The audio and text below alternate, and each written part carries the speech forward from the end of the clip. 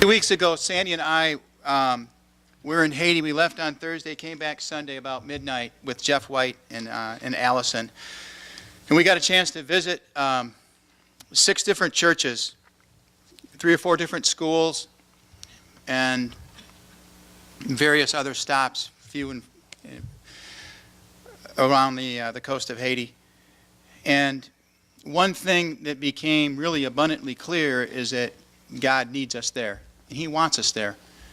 And we're going to give a few slides. If you want to show that first one. This here is what I would call like an outlet mall. I mean, this is like a street that basically is converted into shopping. And the next 2 slides are similar. This is a typical day in Haiti where folks commerce and gather and trade goods, and once in a while you'll see Luckner in particular was not afraid to drive a car down there, which was quite amazing. So that's a little bit about just how the folks commerce, like downtown in Campeche, which is the northern part of Haiti where we will be working. This next slide shows, back one please.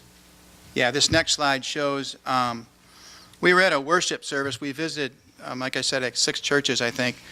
Anyway, we were worshiping and singing, and it's kind of an open air kind of a congregation. And anyway, these children just kept like hanging on to Sandy over there in the corner. And so I just had to take a picture of that. The next slide is Luckner is not afraid to just kind of impromptu just throw you up in front of people and ask you to talk. So we went to his building here, this church, where basically he is the minister there, which serves as a church of about 800 children for education from K all the way up through 12th grade, about 600 students there. The first sewing school that a lot of us helped sponsor, that North Park specifically sponsored and you individually sponsored.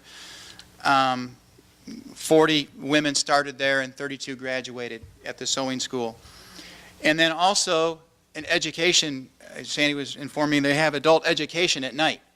So it's pretty much a multi-purpose building, and it's just like 3 levels. And it's interesting how they worship because they have like a sound system on one level that travels down to the 2nd and the 3rd level. And but it's just really awesome.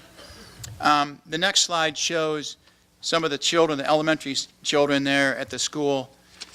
You can see they're all dressed in uniforms and, you know, pretty much identical. They have some consistency. Their education, they take a lot of pride in how they dress and how they present themselves in their schools. This next slide, yeah, okay. The first day that we got there, we got off the plane at noon and went and checked into our hotel, and like 5 o'clock, you know, Luckner picks us up, drops us off, comes back to the hotel at 5 o'clock. He shows up and he's in tennis shoes and like a t-shirt, and I had forgotten the last time I was there what we were about to do. Well, we went up this, and I'm not exaggerating, it was about a 1.5 miles straight up a mountain where these folks worship. There was a church up there, and some of the paths were literally like 2 feet wide. And how they able to carry materials up there and build things is just mind-boggling to me. I'm not sure how they do it. But anyway, this is one of the graduates that, with her sewing machine there. Somebody actually donated 32 sewing machines to each one of the graduates so that they had not just a education, but then they had the tools to help support themselves and their family. This particular young lady, as well as the next one, they have, basically they work 6, 7, 8 hours a week in their village, just sewing for the folks that are up there and trying to help just make a little bit of income for themselves and better their lives. The next slide shows, before I talk about that, I need to talk a little bit about how we kind of came about with this plan. A lot of times when we help people, we like to just give them things to try to help them. And Luke and I discussed this at great length, sometimes pretty friendly and sometimes not so friendly, because he's fighting for his people, and I'm of the attitude of we got to somehow create a buy-in for them so that they have ownership of what we're trying to teach them, not just give them something. And so we came up with the idea where they would provide their own fabric. So they had to come up with literally like material for the sewing school in order for them to come into the sewing school, so they had a little bit of something that they could call their own, a little bit of ownership, because the average wage in Haiti is between $1 and $2 a day, with about 90% unemployment. So money is very, very difficult to come by.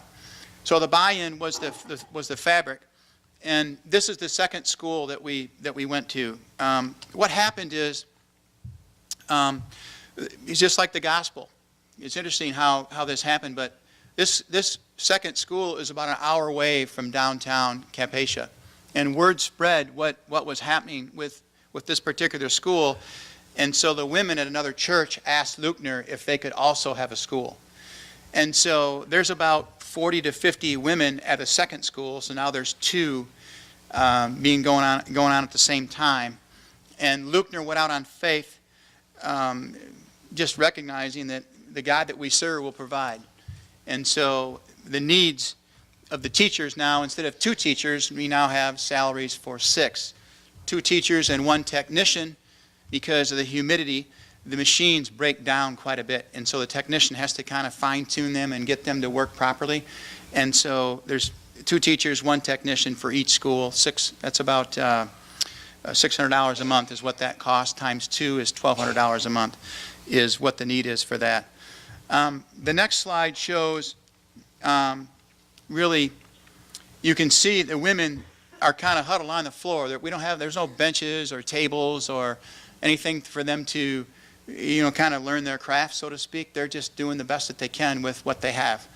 And that's one of the things that we'll be doing, is building them some tables and benches and things that are more, basically that they can function better and learn quicker and become better at their craft. The next slide shows, again, this is a church that serves as a school during the day and also now serves as a sewing school. And then this next slide will show, you can see there's like 5 women huddled around a sewing machine. Each school only has about 2 or 3 sewing machines for 30 to 40 or 50 students. So it's a little challenging, and that's another need that I'll be talking about in a couple minutes. So you can start to get a picture of kind of what's taking place there. But I think that the interesting thing is in sharing this, with some of you and even some that claim to be atheists and don't believe in God, they're very intrigued and very fascinated by the idea of teaching women a craft, because the women, first of all, are pretty much the keepers of the checkbook, as Jared was talking about earlier. They are very, very good stewards with their money and are really responsible financially for their households. And so by teaching them a craft so that they can learn and not just learn but apply that and earn money from that, it's just remarkable. And you can see the results in some of the faces and some of the women. The next one shows another.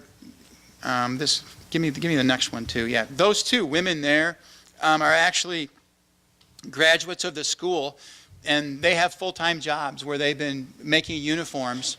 They're working 40 hours a week, just like a regular job, where they make uniforms for the students for the fall, for the summer and the fall. And so, depending on where they are, where they're located, the women come from different areas of Campeche.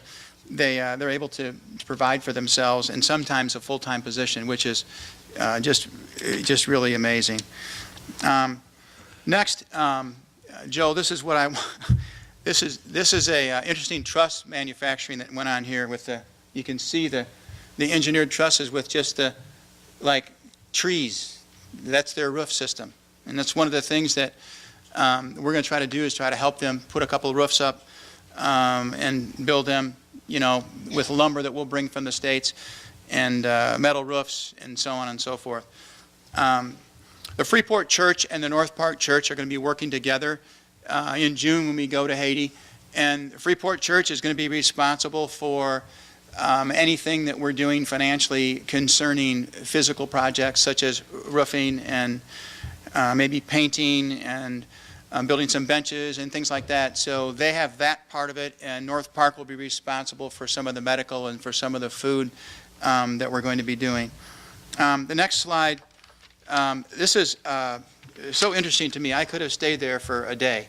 This church, I've never even seen this or heard of this before, was actually built out of basically bags of sand, where they would take sand, fill the bags with sand, and then layer it and then cover it with mortar.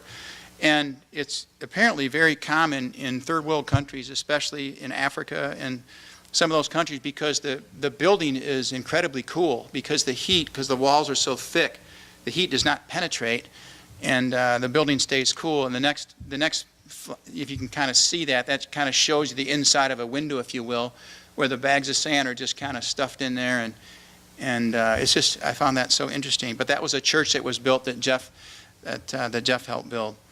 The next slide shows the inside of the church. Very beautiful structure. I mean, it was built, some of the Americans came over and built that. You can see the roof system. It's very intricate. The pillars are made out of concrete and mortar, and just truly an amazing feat. Next is there's an orphanage that we would like to go see and maybe help some of the kids, feed a meal and give them a meal. I was there last time, and I think I told a story of how we had this, it's like this big of a bowl of rice that was just heaping and we had all chicken and some other things, and some of the orphans that were staying there would take their plates and scurry off into their bedrooms and put their plates underneath their pillows or underneath their beds to kind of hide for later for themselves. And when it's fully staffed, the orphanage can handle about 40 to 50, I think about 50 orphans. And we'll be spending some time there. I'm not sure what exactly. I mean, it's kind of a work in progress. This is basically laundry day. They were out doing their laundry the day that we were there, and then finally the last picture shows all the students kind of huddled up and orphans and taking a picture. So one of the things that we wanted to talk about, I kind of hit a little bit on, is the needs. Right now, there's about $1,200 a month that's needed or was needed, I should say, to pay for the schools, for just the teachers, just for 2 teachers and a technician at $600 per month per school. Half of that has already been paid. It's already been donated. The checks have been written, so we still need that. And I'm not asking certainly North Park specifically to do that or come up with that. I'm just letting you know what the needs are and how you want to help with that. That's entirely up to you. 1 teacher per month is $200. That's a worthy goal if that's something that's of interest to you. If it's $10, it doesn't matter, no matter what the size. I'm fully convinced and convicted that God has this thing figured out anyway, so whether he uses us to do that or whether he uses other people, it doesn't matter. It's all his money anyway. The second thing is we need about 10 sewing machines for each school, which is about a $250 item. So we need, really about 10 for one school, 10 for another, and those stay at the schools so they can continually be used year after year as we continue, on with the program. The other thing is that as far as there'll be other things that we'll be talking about as we get closer to the trip in June, but the dates of the trip looks like it's going to be around the middle of June. In 30 days, we'll be coordinating that with Jeff and Luckner to make sure that we have everything in order, and we'll have dates, costs, things like that. The costs are roughly not to exceed $1,500 per person to go. And if you remember last time, we had a lot of fundraisers. A lot of folks were writing checks to help and sponsor people that wanted to go, and so it ended up that trip, the the folks that went, we saved about $300. So the net would be, in this case, if that continued, would be about $1,200. So just kind of keep that in mind. What the plans are is an eyeglass clinic. Instead of for 2 days, we'll be doing that, for 4 to 5 days. The cost of that is going to be roughly $5,000, which will come out of our ministry budget, where that takes care of the supplies, machines, insurance, things like that. Sandy can be more detailed about some of those costs. And then the other thing that we'll be doing, I talked a little bit about some construction projects that we'll be taking part of, probably doing some roofs for some buildings. Really, wherever Luckner tells us to go, we're really kind of under his submission, his authority. And so wherever he wants us, that's frankly what we're going to do. And then lastly, we're going to do some things to try to help with either food deliveries or, buying food and just giving it to the church and letting the minister give it out, however that works out, however we are able to do that. Again, the service projects will be, benches, tables, pews, making some things for the churches and for the sewing schools, any painting, a couple of roofs maybe, things like that. So again, wherever the needs are is where we're going to go. The thing that we really need more than anything that I have talked about, without question, is we need you to pray. We need to pray that for our Haitian brothers and sisters who really suffer and who are just so encouraging to see the smiles on their faces, and the worship is just exhilarating and lively, and and if you remember, right before we were supposed to go, I was going through some things, and I had to get my head examined, if for lack of a better way to put it, because of some head things that was going through me. And I didn't really get clearance from the doctor until 2 days before I was supposed to go. And, I looked at that, and when all that was going on, I was thinking, what's God doing, and what's going on, and I'm 56, I work out, I'm healthy, I eat good, I don't drink, what's up, what's happening, what is going on? I couldn't do anything for 2 weeks, couldn't get out of bed for a week. But then I realized that it wasn't God, it was Satan. Satan was basically attacking me like I'd never had happen before. And as I look back at that, it's so clear to me, because he didn't want us to go. He doesn't want us to help others. He wants us just to, oh, poor little old me, my head hurts, take a pill, don't worry about it, deal with it. But God said, you need to go. And so he just cleared all that, got everything cleared up, no big deal, virus, don't know what happened, on to better things. But that's the thing of prayer. See, some of you, a lot of you, I don't know how many of you were praying for me, and I appreciate that very much, because God clearly heard that prayer, just like he hears the prayers that when we ask him to help us go to a foreign land where it's a little spooky, a little scary, and a little nerve-wracking, and things like that, and travel and stress and all those things that we get worried about. But then when you get there and you see the faces, and you see the love of our brothers and sisters and how much they love Jesus, just like we love Jesus. They're just in a different place in the world. You realize that, wow, that's what we're here for. That's what we're here for. So that's all I have. If you have any questions or anything that you'd like to ask, please pull my wife and I aside, and of course we gladly will take your checks. Thank you so much. Please stand and sing as Ed leads us in our song.